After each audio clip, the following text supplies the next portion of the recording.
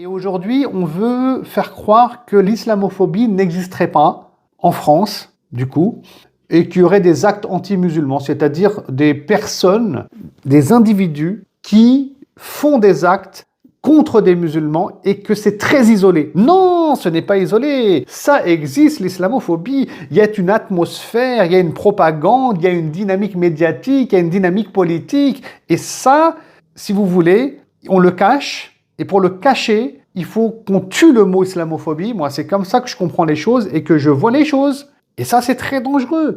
Justement parce que c'est là où on arrive à la mort d'Abou Bakr, notre cher frère, qui est assassiné. Et là, on va continuer. Non, non, c'est un acte anti-musulman. Genre, c'est un malade mental, il a tué un musulman, mais tout va bien en France. Non, non, il n'y a pas d'islamophobie en France. Hein.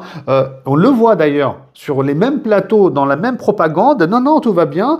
Tout le monde aime les musulmans, l'islam.